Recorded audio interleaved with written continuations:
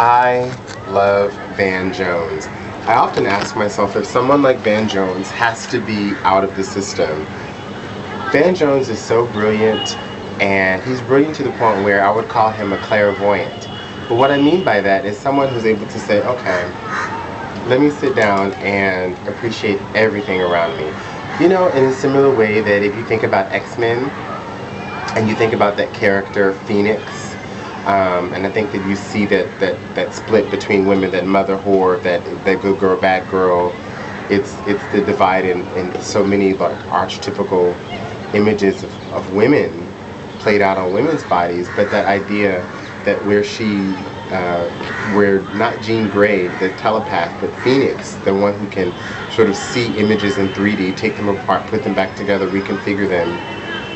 And, you know, in the movies this is portrayed as out of control, but at the heart of it, I like that image because I'm a dyslexic person, and I'm not autistic like a Tipper Granger, but in the same way, and that's what you talk about, a spectrum of even just your brain isn't sort of this or that or the other.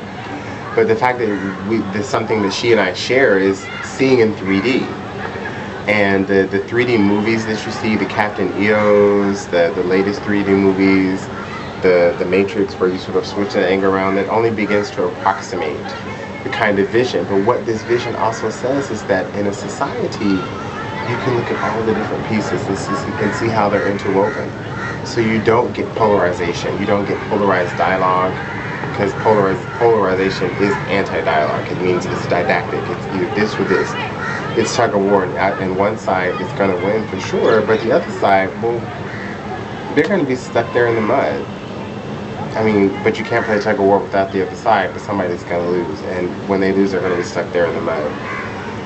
And it is a good game to teach cooperation, but it also teaches that there's always going to be a win-lose situation. And capitalism is based on a win-lose situation, that you, as a capitalist, are going to be able to exploit somebody else. Either you're going to be able to buy that thing on sale as a consumer, or you're going to be able to pay have such big market, monopolize the market, like a fish market or this market or that market, and therefore monopolize the prices, or that you have a cartel to monopolize prices around the world, because we all say, okay, we all have the oil, we're going to sell it at this price.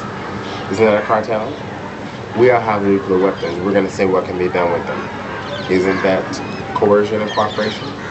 Well, you ask yourself then, well, what's the difference? And so I look at someone like Van Jones, who again brings it back to this Phoenix, this 3D vision, where you say, in his words, he says, if Dr. King were alive today, and I think it is important to say such statements, because I'm listening, to what he's going to say. So he said, he didn't say if Dr. King were alive today, but he says in Dr. King's vision, you would say, take the most need to the people who most need it. Take the people who most need work, and to our society's greatest needs.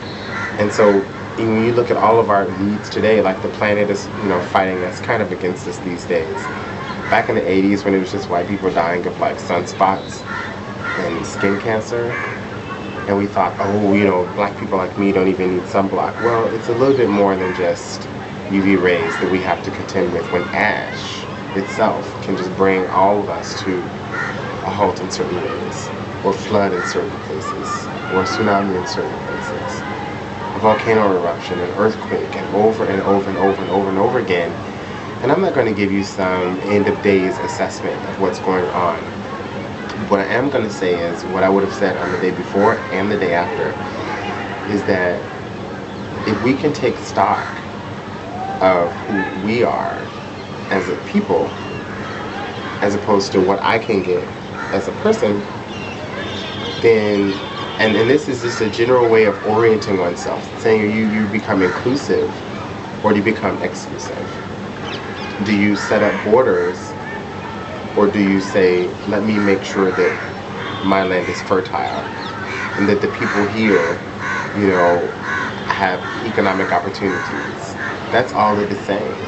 So before you can say anything about immigration, about healthcare, you say to yourself, do I exploit people? Does my ability to find work, education, to buy stuff, at the end of that, and we started to see this kind of consumer consciousness, but saying that we're gonna not gonna buy Nikes or demand that Nike, pay its little workers in Jakarta a minimum wage that we can't even get in America, or say that you can't employ children because you can even employ children in America.